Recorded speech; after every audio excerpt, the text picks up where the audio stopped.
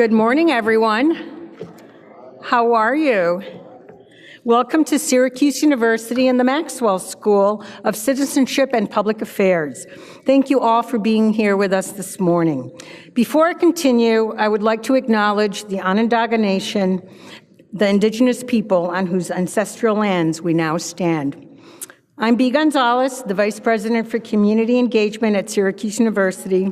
I'm also former councilwoman for the City of Syracuse and very proud to say the first Latina to be elected City Council President. It's a great pleasure to be with you to celebrate another way in which the city, the university, our not-for-profits, and individuals in our community, each of us, working together to create a stronger, healthier Syracuse. Here at the university, we've been at this work for a very long time. In fact, ever since we first opened our doors almost 150 years ago in downtown Syracuse at what was then known as the University Block and now is 120 Washington Street, we have been engaged with the city whose name we bear. And the Maxwell School has been at the forefront of this work as well. The Maxwell School was established nearly 100 years ago for the express purpose of creating active and informed citizens, as well as providing professional education in public affairs. Today, the Maxwell School is Syracuse University's home for innovative, interdisciplinary undergraduate and graduate teaching and research in the social sciences, and it remains one of the nation's leading graduate schools of public affairs. Maxwell's 9 interdisciplinary research centers include the Center for Policy Research and the Maxwell X Lab. Here today to share with you the result of the X Lab's most recent project for the City of Syracuse are the X Lab co-founders, Professor Len Lopo and Joe Boskovsky, who serve as director and managing director of the X Lab. Professor Lopo is a distinguished professor and expert in child and families policy, and Joe grew up here in Syracuse and earned his MPA from Maxwell. We shared those two things, Joe. He returned home to help create X Lab here in his hometown in 2017. We are also pleased to have with us representatives from the Allyn Foundation, whose funding made this project possible at no cost to the city. Martin, Kara, thank you. But first, we are very honored to have Syracuse Mayor Ben Walsh with us. Mayor Walsh earned his master's degree here at the Maxwell School. And after we hear from the mayor and our X Lab researchers, we'll be pleased to take your questions. At this time, I would like to invite Mayor Walsh to the podium to share our news and to make a few comments about the benefits of the partnership with the Maxwell School. Mayor Walsh. Thank you, Bea. Good morning, everyone. I want to acknowledge a few folks here. Of course, Dean Van Slyke, thank you for your partnership and for hosting us here. I'd, of course, like to thank Joe and Len for your work. Professor Lopo was actually my statistics professor when I was here at Maxwell, and was the one person that stood in the way of my degree, but thankfully I managed to just squeak through and happy to stand here and be able to tell the story. Really proud as an alum to be back here at the Maxwell School and to be doing something that, frankly, when I was here as a student, I really wanted to see more of, which was the collaboration and the partnership between the City of Syracuse and the Maxwell School, and this is a great example of it. This partnership not only helped the City of Syracuse government, but also helped, more importantly, our residents. It started last year with a project devised by our Department of Neighborhood and Business Development. They wanted to figure out how to prompt homeowners facing foreclosure to take appropriate actions to stay in their properties. Through what we would call A/B testing, they determined which messages resonated better with the community, and in doing so, collected $100,000 that we may not have received otherwise and helped people to stay in their homes. Of course, that's the ultimate goal. So we tried it again this year. We developed a project with our Department of Finance. We have our Deputy Commissioner of Finance, Martha Maywald, here with us. And we wanted to test if they could improve communications with property owners who were behind on their tax payments, but had not yet entered into the foreclosure process. As part of this process, we ended up writing handwritten notes on our mail correspondence that went out to these property owners, and I myself helped out and wrote a few notes myself. And as a result, we recouped $1.5 million, and perhaps more importantly, hundreds of property owners avoided further, more costly action, including foreclosure. By using evidence and data to improve government services, processes, and initiatives, we are helping to balance the budget while at the same time improving the health and well-being of our citizens. Residents will continue to benefit from these changes as this city expands the program to property owners who were not in the test group, and for many years to come, securing ownership, stabilizing neighborhoods, and strengthening the community at zero cost to the city. Again, I'd like to thank my team at City Hall, including Martha, who I mentioned from the Finance Department, as well as Sam Edelstein, SU alum from the Office of Accountability, Performance, and Innovation, and all of the staff who joined us in writing on the envelopes. Thank you to Meg O'Connell and the Allyn Foundation, also to Martin and Kara for your support and partnership. And again, thank you to Syracuse University, the Maxwell School, and the X-Lab founders, Len and Joe, who I'm going to invite up to the podium now to share a little bit more details about the program. Thank you.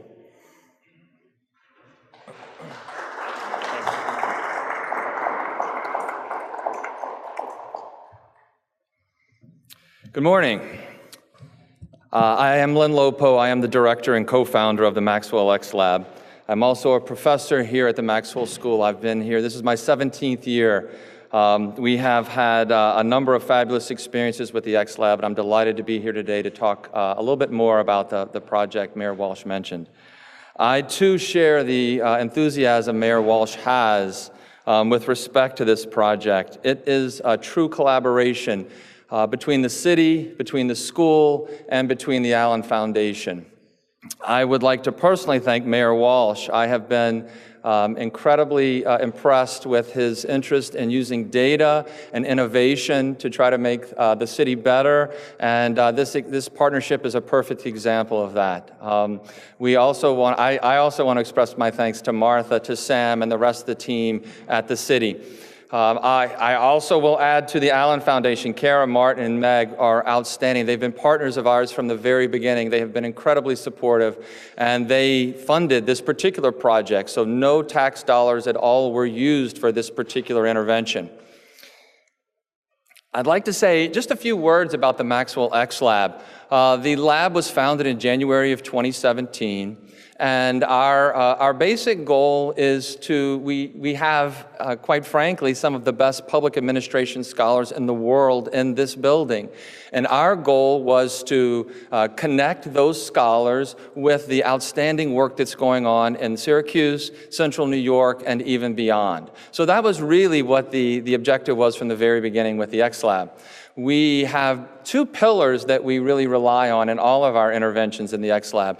The first is to use behavioral science. At this point, there are 3 or 4 decades worth of research on behavioral science and how it can be used to create better communication and better government service provision. And that's exactly what we do. The really unique thing about the X-Lab is that we go out, we try to understand the system that currently exists and the way that people are responding to it, as opposed to designing a system and hoping that people will work well with it. So that's the first principle, that we use a lot of behavioral science, behavioral economics. The second principle that we use is rigorous evaluation. We want to know what works and by how much. We're not as interested in the latest fad or a new idea unless it can be shown to work. And that is incredibly important to us. So behavioral science with rigorous evaluation, that's really what the X-Lab is. And I would add that this particular project with the great success that Mayor Walsh mentioned used both of those as, in application. My own policy research area is the study of children and how we help children and families in their own environments. And that's what's particularly gratifying about this particular project. As Mayor Walsh said, this is a project that really helps the citizens of Syracuse. We know from a lot of research over many, many years that instability is very, very difficult for children. So keeping them in their same homes, in the same schools over a very long period of time is important to them. It's also important for neighborhoods that there's not turnover. And so that this particular project, as Mayor Walsh says, is really in large measure to help the residents of the city of Syracuse. But in addition to that, we are really excited about the benefits that the city itself receives. There's less administrative burden when we have to go through lengthy process with delinquent tax payments.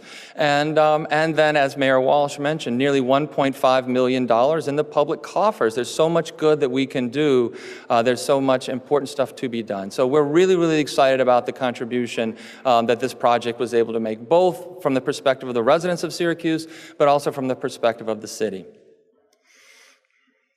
And I think that this project is really just the tip of the iceberg for what the X Lab can do. We are currently working in other areas in public finance. We've done, in addition to the work that Mayor Walsh mentioned with the city, we've done some work with the county. We're actually working some in Buffalo on a similar issue.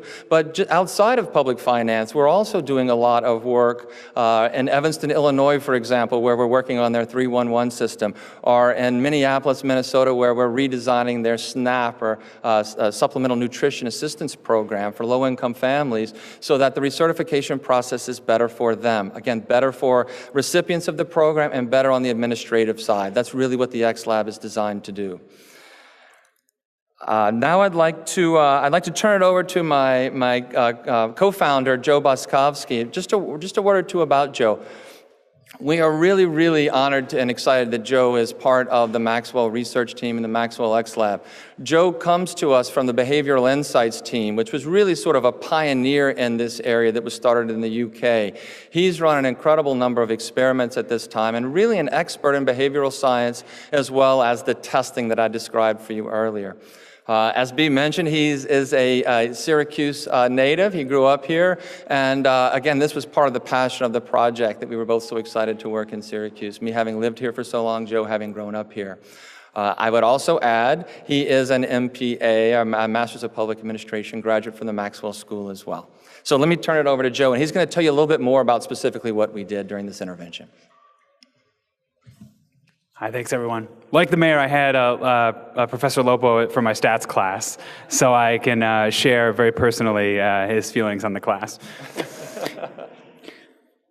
So, as Len mentioned, the X Lab sort of partners with nonprofits and governments to infuse behavioral science techniques and rigorously test to make sure we build evidence for what works. A foundational concept in behavioral science is this idea of automatic thinking versus more effortful focus. These two systems explain why we're able to have a conversation on a familiar road, but not an unfamiliar one. The same concept applies to any communication. When any of us receives a mail, we are frequently using our automatic system to decide what is junk and what needs more attention. And when we're reading a piece of mail, our automatic system is directing us to effortful focus to what the request is and what we need to do. Take too long or make it complicated, and the odds that we promptly follow through go way down, as any of us who've received parking tickets knows well. Fortunately, research suggests ways around these challenges, and that's exactly what we did with the city.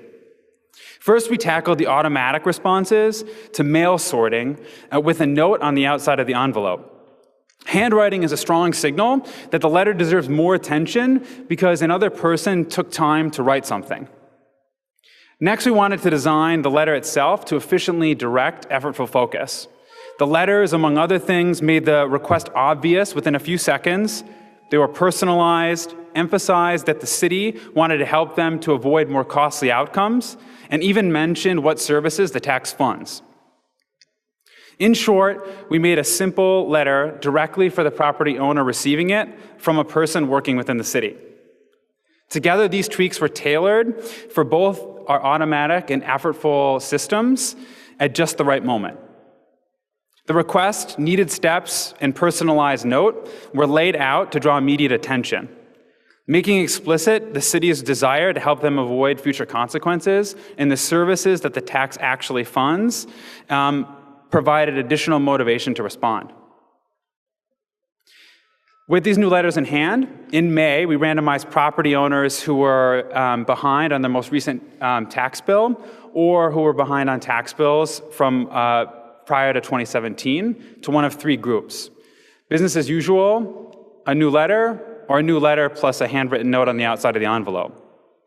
We randomized the property owners to each group so we could be sure that different responses were not due to the economy or some unknown factor, or like in Syracuse, the weather.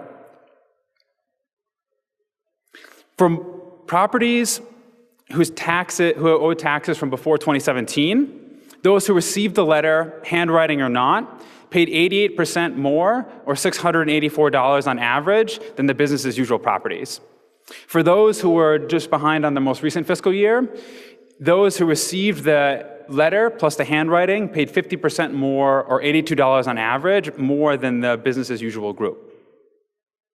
The properties, they just received the new letters, brought in an additional $1.5 million to the city. In the future, with 100% of properties receiving the new letters, we estimate even more revenue and households helped.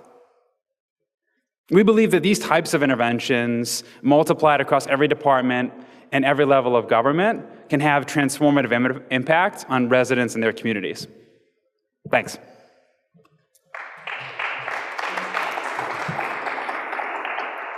Thank you, Joe. So we will open it up to take any questions that you might have.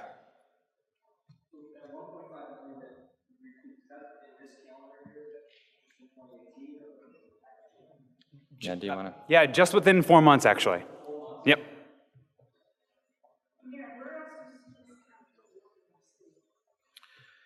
Well, we send out a lot of correspondence to our constituents, whether it's zoning notifications, taxes, code enforcement.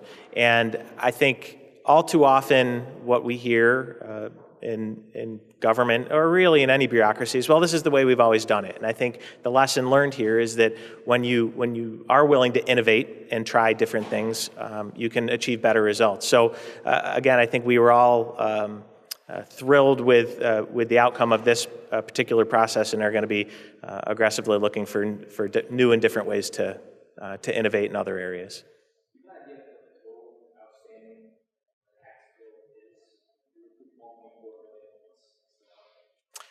Unless Martha can throw that out, we can get back to you with that number, Chris. Well, again, I think it was the handwriting plus also the formatting of the actual letter. So we looked at both. Can I just add a few things to that? So it certainly was some of the handwriting. I mean, it's sort of a two-step process. The first thing that you'd like to do is you'd like to see people, when they get something in the mail like that they actually open it and read it. And that's, we know behaviorally, a difficult task sometimes. We have a tendency, as Joe mentioned, to sort of put these things to the side and forget about them. But the second piece was a lot of discussion or reframing some of the information that's provided in the letter.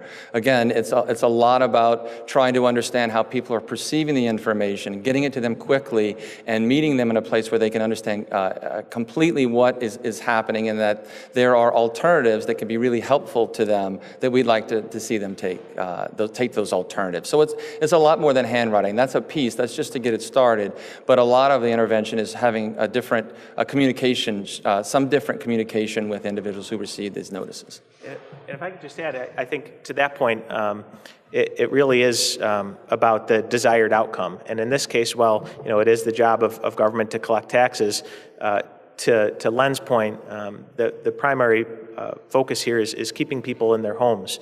On the topic of innovation, I think most people know that over the past year, our innovation team has been focused on the issue of housing stability. And we know it's a critical issue here in Syracuse, where we have approximately 25% of our city residents that are moving more than one time a year. So this is really just another way to make sure that we're keeping people stable in their households and giving them an opportunity to grow from that.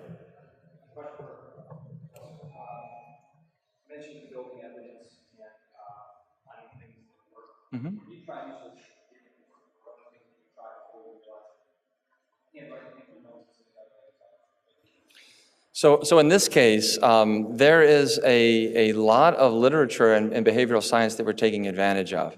So in this case, it actually worked extremely well. Again, the ideas and the handwriting on the letters or the information that's in the letters themselves has a lot of theory and evidence that suggests that these things would work. And this, I'd love to say every project we ever start is an incredible success and increases the revenue for the city by 1.5 million. I don't think that we're expecting that. I don't think that would be fair. And that's part of the evaluation. We want to know. What I can say is, because we did this in such a rigorous way, we know that the 1.5 million came from this intervention and not something else that may have been happening simultaneously. So the evidence is, we talk about the gold standard of social science research. That's what we used. We used randomized controlled trials. So we are certain in this case that the money came from the intervention that we as a team employed.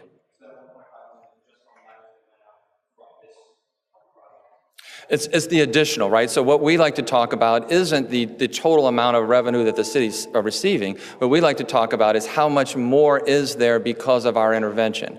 Again, ours meaning the cities, the Maxwell X Lab, and the Allyn Foundation is partnership. So that 1.5 million is additional as a result of the intervention that we conducted. Okay. One last question? Anyone? What do the letters say? I can't remember the exact wording, but essentially just encouraging those to read, that it was important that they read what was in the envelope. But yeah, it worked. Martha, did?